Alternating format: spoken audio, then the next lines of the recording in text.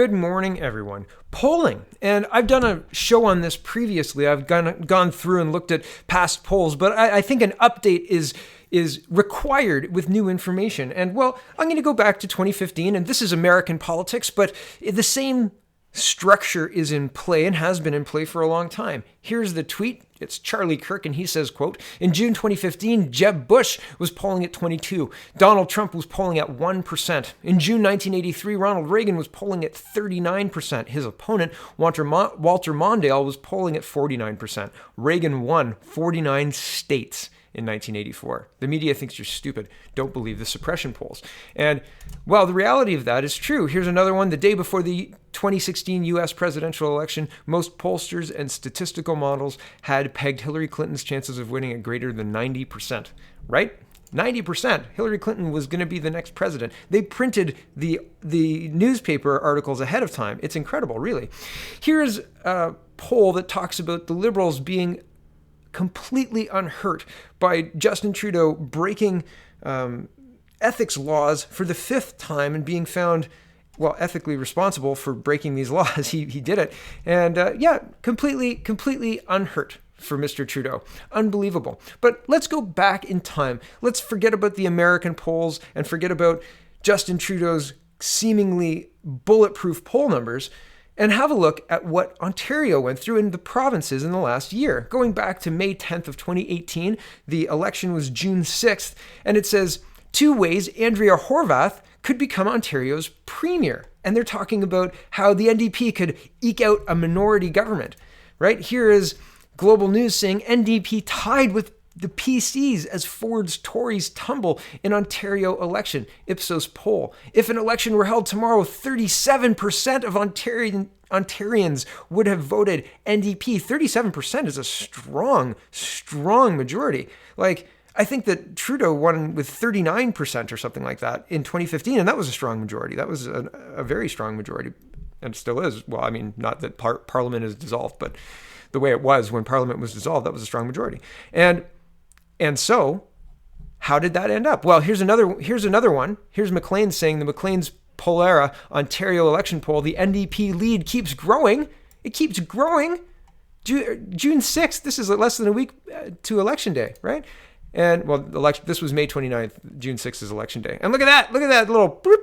NDP at 43%, PC at 32%. How could they possibly fix that? That's a massive deficit, 8 points. Holy cow. And here's the results. An overwhelming majority for the PCs. Overwhelming majority. Absolutely no basis in reality for those headlines. None. How about New Brunswick?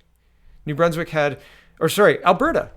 Forget New Brunswick. We'll do New Brunswick in a minute. Here's Alberta. NDP bridging the gap, but not enough as Alberta election campaign draws to a close. They're admitting that Notley couldn't win in Alberta. So at least there's that. And here's Jason Kenney's 63 seats to Notley's 24. They trounced her, and in Alberta, there weren't a lot of articles speculating about an NDP win, but it's clearly cheering them on. You know, NDP bridging the gap, but come on, guys, it's not enough. Oh man, Alberta election's gonna draw to a close. So it's interesting, the editorialization in the news, right? They're rooting for the NDP. Now let's talk about New Brunswick, this is New Brunswick. And this was September 14th, September 24th, I believe, was the election day in New Brunswick. And here's the poll tracker. Liberals at 38%. PCs, Progressive Conservatives, at 32%. I believe this is People's Party, but not the Bernier-led People's Party. It's provincial and it stands on its own, as far as I understand it. And the Green at roughly 10%. And, well, where did that end up? A PC minority with the People's Party propping them up. So that's interesting, right? I mean, very razor thin, but certainly not what the polls were projecting. Not by a lot. Like, this is projecting a majority, cruising to a majority. I mean, there are clearly some tight ridings in this one, but I don't know how you would arrive at those numbers when the vote turned out that close, right? It's very interesting. And here is PEI, the last province we'll really take a deep dive and look at. This one was projecting a Green majority. So this was in April 17, And they say Greens are at 35%, Progressive Conservative 32%. Okay? And then on April 18, a week later, right? This is the 13th. I want to make sure. 17th. Okay, the next day. I thought it was a week later. April 17th, 35. April 18th, 40. Okay? And the Conservatives have dropped 3 more points. But there's been zero movement for the People's Party in a year. Right? Isn't that unbelievable? Isn't that unbelievable? Here's the results of PEI. And I couldn't find a poll tracker that's the CBC poll tracker for the PEI election. I couldn't find it. So regardless, here's the PC's got 12 seats, the Greens got 9 seats, and Liberals got 5 seats. Not the 40% that they were projecting. This is the news trying to push what they want. And I mean, they convinced some people, and maybe the Greens are that good to be the opposition. But it's certainly not a majority, and it's certainly not 40%, because if they had 40%, they'd have more seats. So how do the polls figure it out? And again, here's the Liberals unhurt. I was going to make a point, and I just duplicated the slide, but I was going to make a point that it doesn't matter what Trudeau does, his numbers keep going up. In my riding, the Liberals at 40%. 40%. Here's the Ipsos first poll since Trudeau found to have broken conflict of interest laws. 33%, and no movement on the People's Party, no movement on the Greens, no movement on NDP. Very interesting, right? It is incredible what happens when the polls are shaped. Here's a September 3rd poll. The People's Party of Canada was officially created on September 14th, 2018. Maxime Bernier officially left the Conservative Party and stated he would be starting his own party August 23rd, I think. Maybe it was August 18th. And between August 18th and September 3rd, 17% of Canadians said that they were open to voting for a Conservative Party led by Maxime Bernier, according to Nanos. And I've showed slides of this before. I've got slides, but evidently I didn't set that one up. So I apologize for not having that slide ready. But 17% of people, the second Mr. Bernier said, I'm going to start my own party, were very, very interested in Mr. Bernier's party. And yet, the People's Party has remained steady between 1% and 3% for a year. Despite the fact that we have EDAs across the country, despite the fact that we have 320, I believe, out of 338 candidates, despite all that, 1%? The Green Party just was able to get the EDAs across the country reliably. In 2015, they didn't have EDAs across the country. They had 270 odd. Really? Look it up. And they had 6 or 7% back in 2015. So 1%? It doesn't bear out to me. Not even a little bit. Here is JP Lucy, and it says, the main argument used to exclude Maxime Bernier from the debates is the fact that its poll numbers are purportedly low. Yet the People's Party of Canada is not listed alongside the other federal parties in this Angus Reid poll from a few days ago. Seems kind of fishy, right? This was August 28th, 2019. The writ dropped September 11th. Here's the poll. It says, in this upcoming federal election, which party candidate are you most likely to support? They've got the Bloc Québécois, but they don't have the People's Party listed. It says Bloc, Conservative Party of Canada, Liberal Party of Canada, New Democratic Party of Canada, Green Party of Canada, Other Party, Undecided, Don't Know, Rather Not Say, Will Not Vote.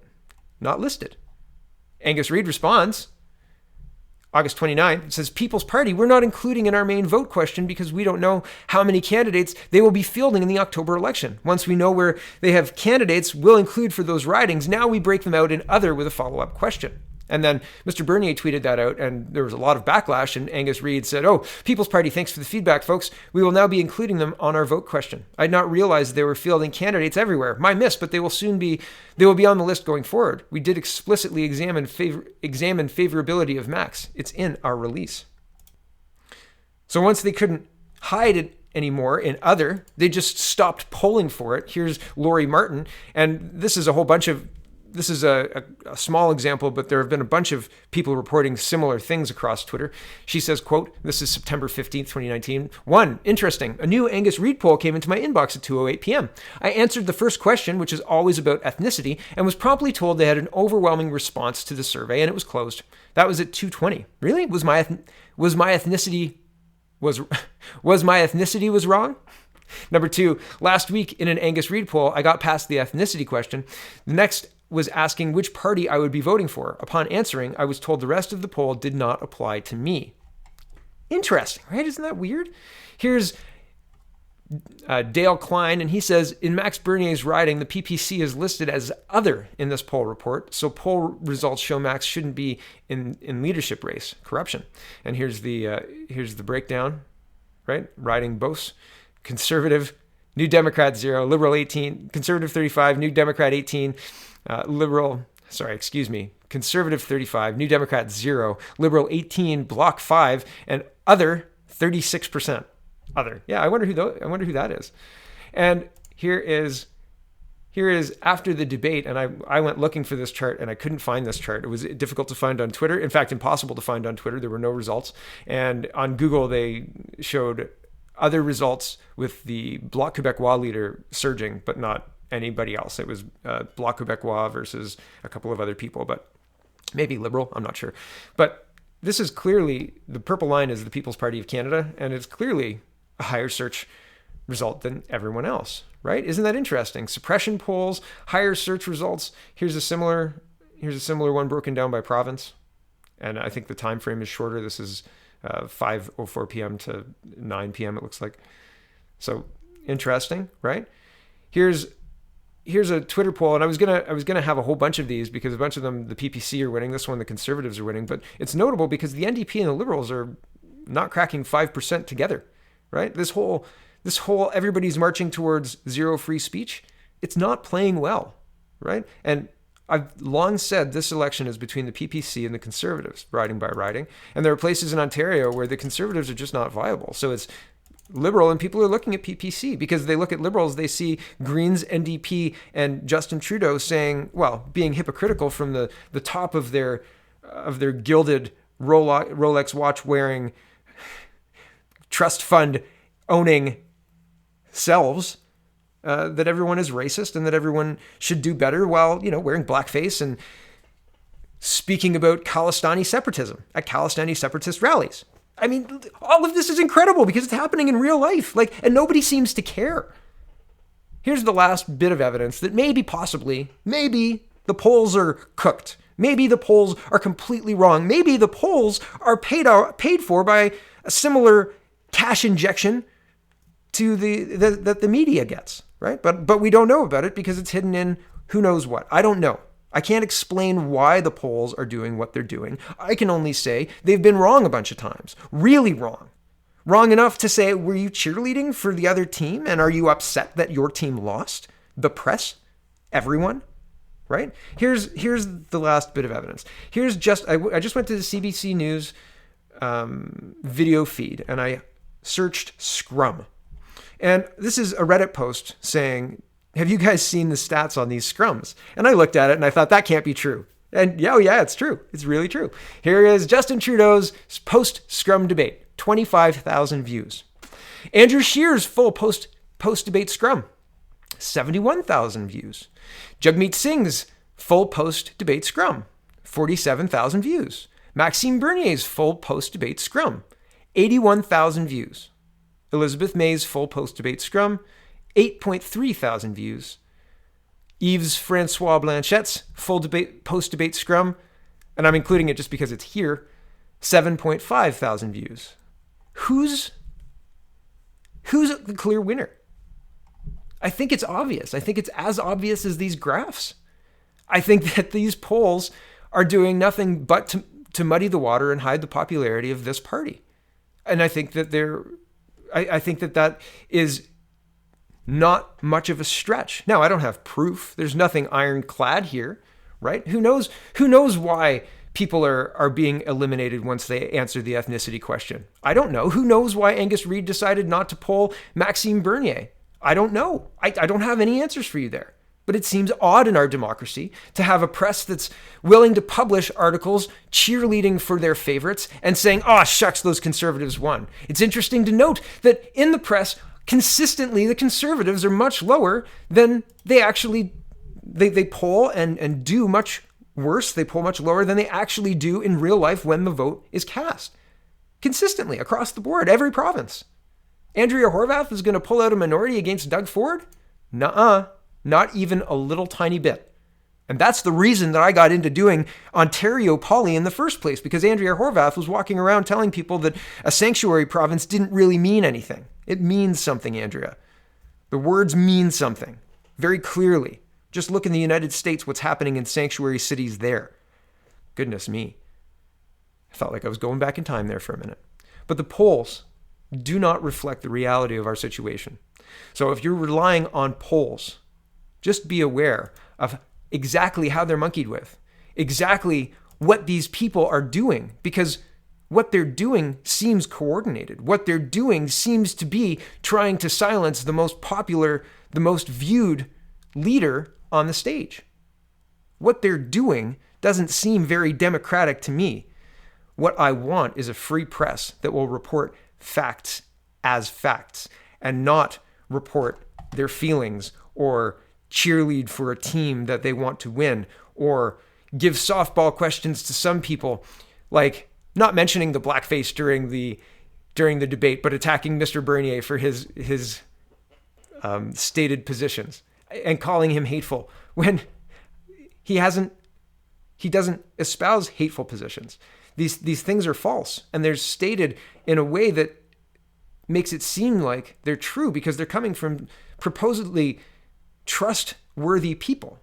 But these people are not saying things that are true. So it's really, really interesting. From the pollsters to the journalists to the leaders themselves, right? The rhetoric is divisive and incorrect and working specifically to twist the words and push this ideology. And it's really concerning within our community or within our democracy. That's not, the ideas should win on their merits, not on the vilification of the other team. And that's what we're seeing by and large, right? The debate, their goal, they being Jagmeet Singh and Justin Trudeau, and to a lesser extent, Elizabeth May, was to paint Mr. Bernier as some racist. And Mr. Scheer is seen as a competitor to Mr. Bernier. But I think that ultimately Mr. Bernier and Mr. Scheer are going to have to work together to make sure that the country moves forward in a responsible way. So, with only less than a week to go, I say the polls are not something to rely upon when making your decision. I would say, listen to what the leaders say. Look at their record for the past year. Look at who they speak to and look at the promises they make. And then make up your mind. It's up to you. It's not up to me. That's the whole point. We live in a democracy. So I hope you take the time to chop through the garbage that these polls are and really have a look for yourself. Thanks for watching, everybody. Voting day is October 21st. That is less than a week away. Get out and vote. Have your say, and have a wonderful, wonderful